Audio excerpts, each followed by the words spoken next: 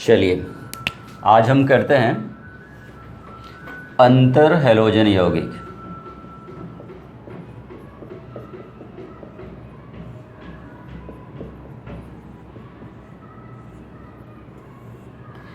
अंतर हैलोजन यौगिक क्या होता है उसके बारे में आज हम लोग पढ़ाई करेंगे। तो नाम से जैसे पता चल जा रहा है कि अंतर हैलोजन और यौगिक, यानी कि हैलोजनों में अंतर होगा और वो अंतर यानी अलग अलग हैलोजन परमाणु आपस में मिलेंगे और मिल करके जिस यौगिक का निर्माण करेंगे वो यौगिक कहलाएगा क्या? अंतर हैलोजन यौगिक। तो इस प्रकार से जब दो विभिन्न हैलोजन परमाणु, कैसे विभिन्न हैलोजन परमाणु? जिनकी विद्युत ऋणता जो होता है उसमें अंतर होता है, वो आपस में सहसंयोजी बंध के द्वारा जुड़ करके जिस यौगिक का निर्माण करते हैं वो यौगिक कहलाता है अंतर हैलोजन यौगिक।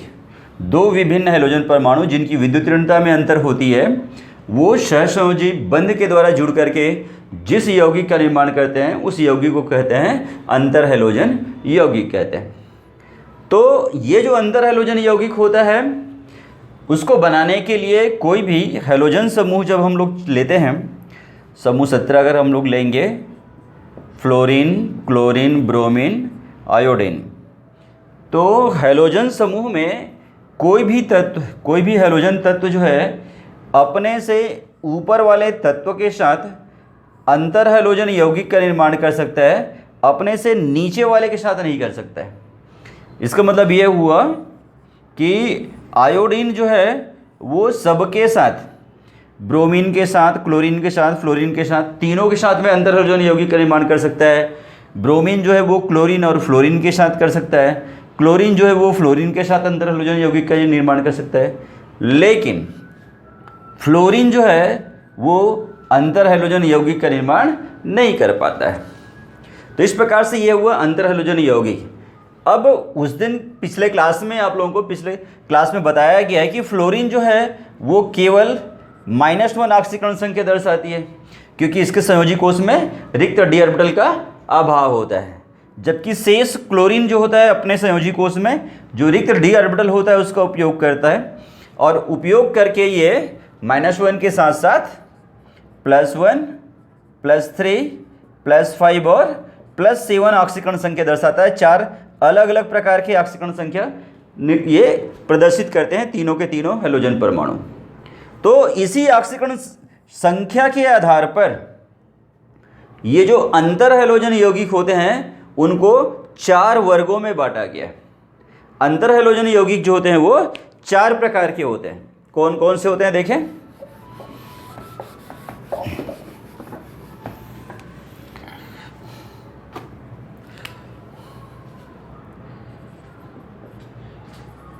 ऑक्सीकरण संख्या,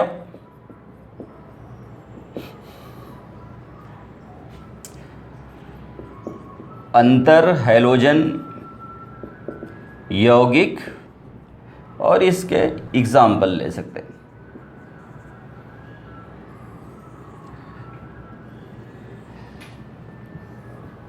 क्रमांक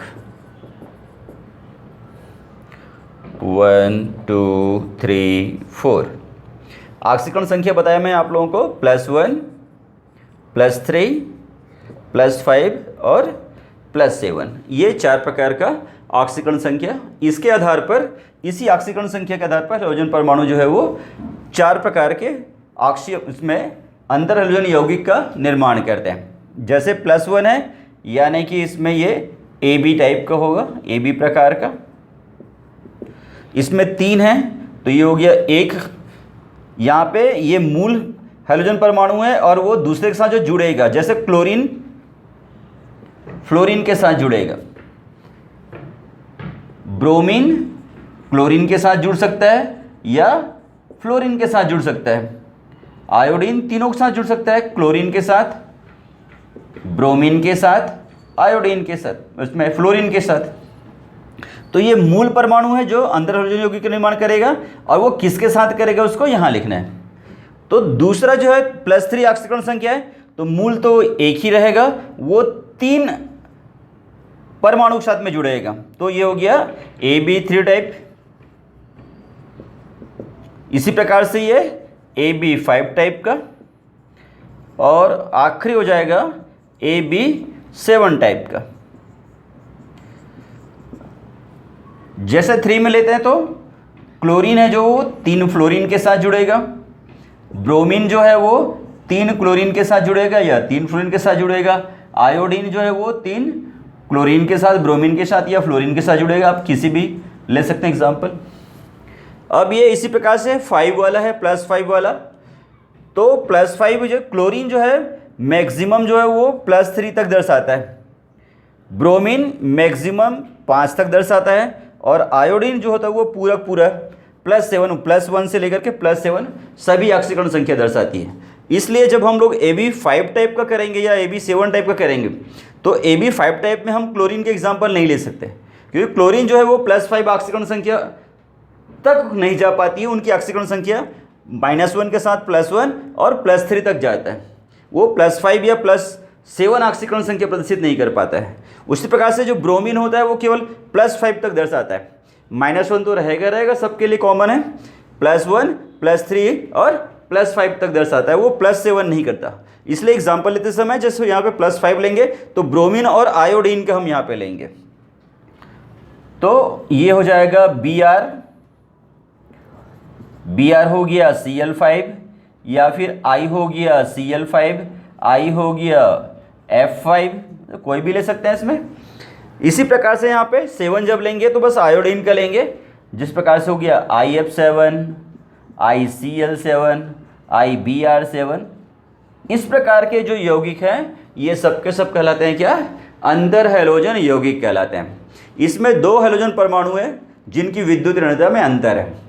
क्लोरीन क्लोरीन के साथ जुड़ करके, ब्रोमीन ब्रोमीन के साथ जुड़ करके, या आयोडीन आयोडीन के साथ जुड़ करके अंतर हैलोजन यौगिक नहीं बना सकता। क्यों? क्योंकि उनकी विद्युत ऋणता समान होगी। जितने भी क्लोरीन परमाणु है इसकी विद्युत ऋणता एक समान होगा, इसलिए ये अंतर हैलोजन यौगिक नहीं बना पाएंगे। क्योंकि अंतर हैलोजन यौगिक में क्या होना जरूरी है? विद्युत ऋणता में अंतर होना आवश्यक है। तो ये आपने देखा अंतर हैलोजन यौगिक। तो ये जो अंतर हैलोजन यौगिक आपको भी बताया मैंने आप लोगों को, AB से लेकर के AB7 तक का, इनकी संरचना कैसे होती है? AB टाइप के जितने भी इसमें अंतर हैलोजन यौगिक है इनकी संरचना कैसे होती है, इन लोगों की संरचना कैसे होती है, इनकी संरचना या इनकी संरचना कैसे होती है, इसके बारे में अब आगे देखते हैं। तो पहले मैं AB टाइप का एक एग्जाम्पल ले लेता हूँ।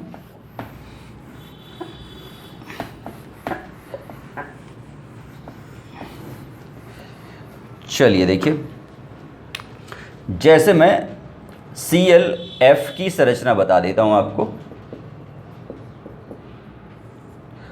तो यहां पे क्लोरीन है, परमाणु क्रमांक 17, इसका संयोजी कोष पिछले क्लास में भी आप लोगों को बताया था, 3H2 3P5।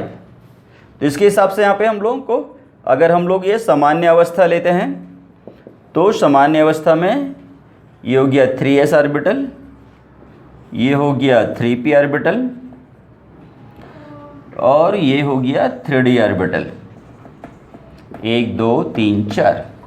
तो सामान्य अवस्था में 3s में 2 इलेक्ट्रॉन है और 3p में 5 इलेक्ट्रॉन है। यस, अब अगर यहाँ पे हमको क्लोरीन जो है उसको फ्लोरीन के साथ जोड़ना हो, फ्लोरीन का एक परमाणु के साथ ही अगर जुड़ना हो, तो ऐसी स्थिति में क्लोरीन को उत्तेजित अवस्था में आने की आवश्यकता नहीं है, क्योंकि अभी भी 3p ऑर्बिटल में उसका क्या है? एक इलेक्ट्रॉन अयुग्मित है। इसलिए यहाँ पर ये संकरित अवस्था में सीधा सीधा ये फ्लोरीन का एक परमाणु को लेगा और इस प्रकार से ये sp3 संकरण द्वारा काय का निर्माण कर लेगा? ClF का निर्माण कर लेगा। तो यहाँ पर sp3 संकरण हो रहा है, तो sp3 संकरण के हिसाब से इसकी संरचना जो है चतुष्फल की होना चाहिए था, बंद कोण 109°28 मिनट का होना चाहिए था, लेकिन ऐसा नहीं होगा क्योंकि यहाँ पर वेस्पर सिद्धांत लगेगा, VAC PR सिद्धांत। जिसमें आप लोग जानते हो कि अगर किसी अणु के संयोजी कोश में आबंधी और अनाबंधी इलेक्ट्रॉन युग्म हो तो इनके बीच में प्रतिकर्षण होता है और इस प्रतिकर्षण के फलस्वरूप में अणु की संरचना विकृत हो जाती है। तो यहाँ पर भी बॉन्ड पेयर आप लोगों को दिख रहा है, इसमें बॉन्ड पेयर है 1 और लोन पेयर दिख रहा है आप लोगों को 3 दिख रहा है। तो इसलिए इसकी संरचना से फलकी न होकर के इसकी जो संरचना होता है वो रैखिक संरचना होता है, सरल रेखा में होगा सीधा सीधा। ये Cl हो गया और ये F हो गया। इसमें Cl के संयोजी कोश में 3 एकाकी इलेक्ट्रॉन युग्म दिख रहा है आप लोगों को। तो ये रैखिक संरचना हुआ।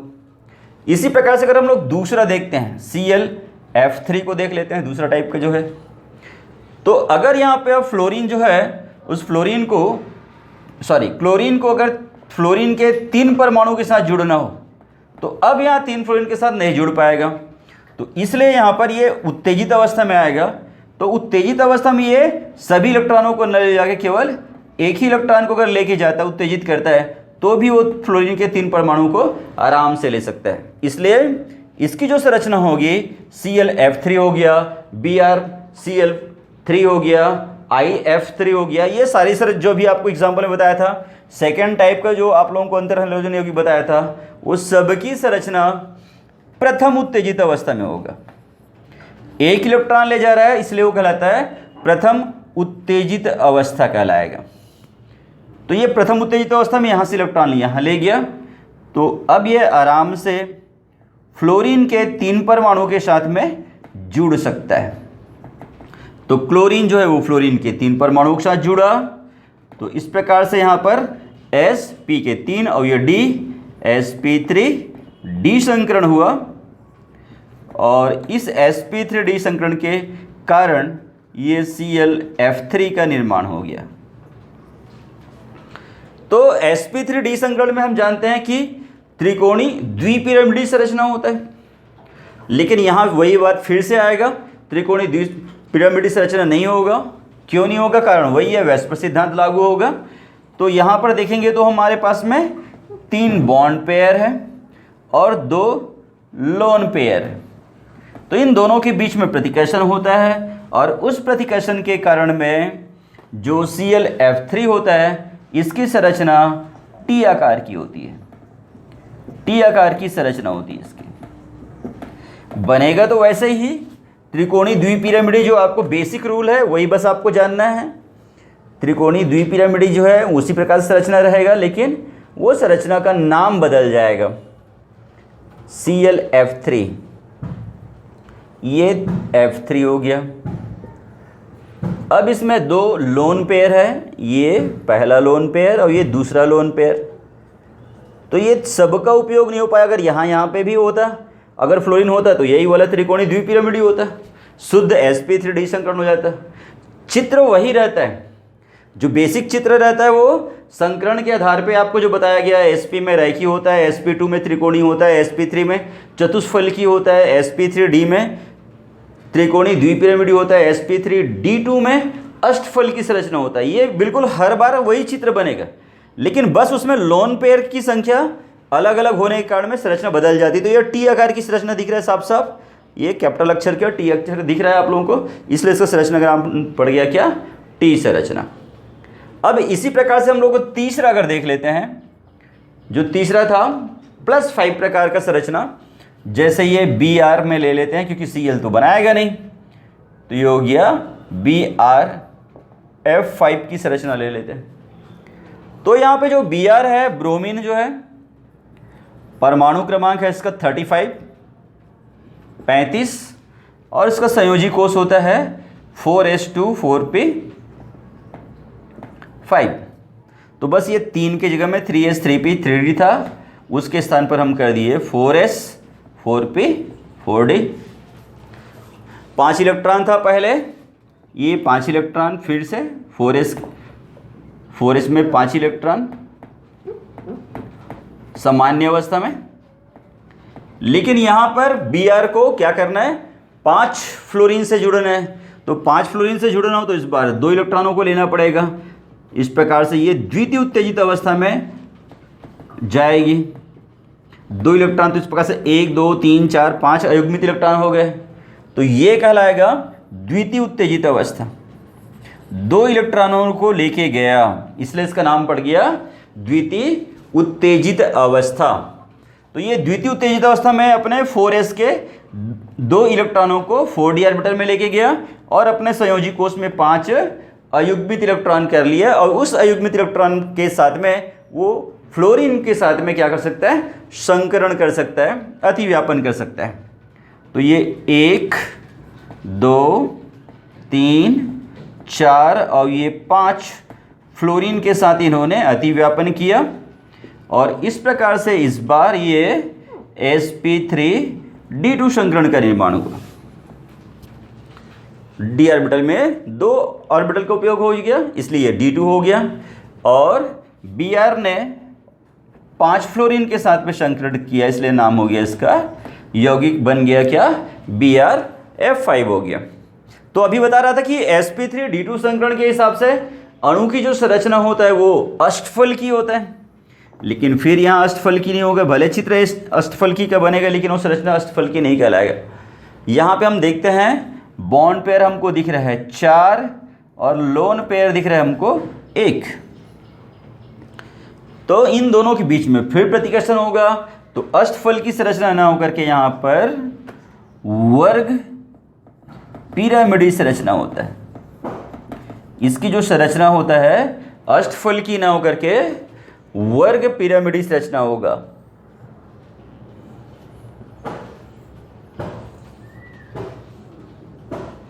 ये हो जाएगा Br 1 2 3 4 5 और ये 6। अगर पूरा 6 फ्लोरीन होता तो यही अष्टफलकी संरचना कहलाता, लेकिन यहाँ पे फ्लोरीन की संख्या है 5, ये 6वां वाला खाली है, और इसके जगह में आ जाएगा लोन पेयर, इसलिए संरचना कहला गया वर्गाकार पिरामिड। इसके साथ सबको मिलाते जाएंगे तो पिरामिड का निर्माण होगा।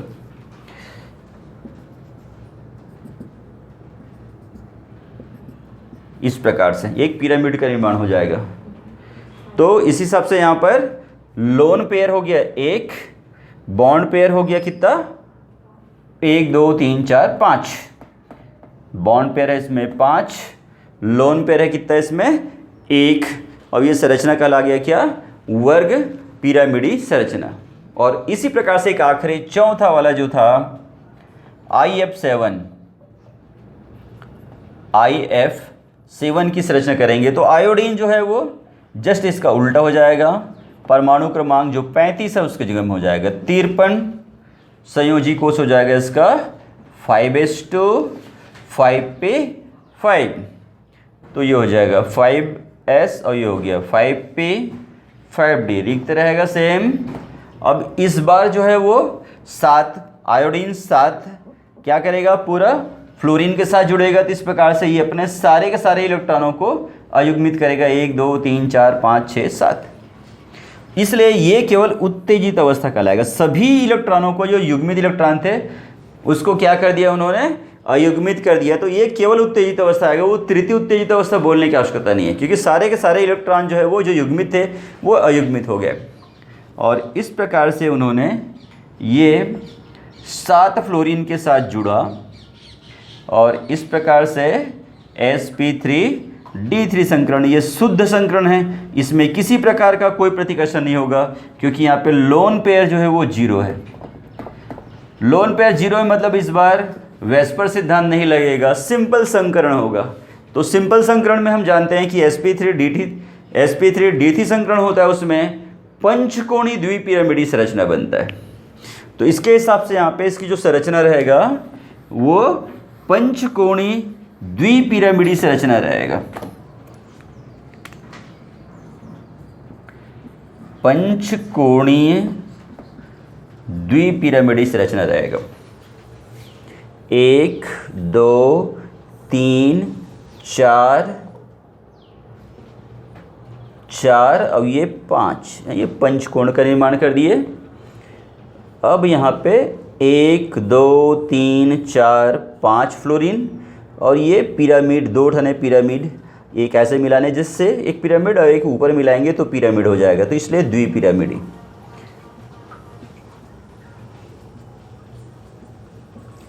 तो तो ये पंचकोणीय द्विपिरामिड, अगर पिरामिड बनाना हो तो आप डॉट लाइन के साथ पिरामिड बना सकते हैं। जितने भी यहाँ पर फ्लोरीन दिख रहा है सबके साथ इसको मिला देना, ये एक पिरामिड हो जाएगा। सेम इसी प्रकार से दूसरे को मिलाएंगे तो दूसरा पिरामिड का निर्माण हो जाएगा इस प्रकार से। तो ये सब मिलाने की आवश्यकता नहीं है, आप जो जनरली जो सांकेतिक चित्र होता है वो बना लेंगे। तो ये हो गया पंचकोणीय द्विपिरामिडीय संरचना। तो इस प्रकार से आज हमने देखा अंतर हैलोजन यौगिक क्या होता है, कितने प्रकार का होता है, और उन सभी अंतर हैलोजन यौगिकों की संरचना कैसे होती है। एक AB टाइप का होता है रेखीय संरचना, AB3 टाइप का होता है T आकार की संरचना, AB5 टाइप का होता है वर्ग पिरामिडीय संरचना, और एक फाइनली होता है AB7 टाइप की संरचना, जिसमें आपको बताया संरचना कैसे होता है, पंचकोणीय द्विपिरामिडीय संरचना होता है। तो इसके आगे फिर क्लोरीन, फ्लोरीन, ब्रोमीन, आयोडीन के कुछ और प्रॉपर्टीज़ हैं, बनाने की विधियां हैं, वो हम फिर नेक्स्ट क्लास में फिर देखेंगे फिर। धन्यवाद।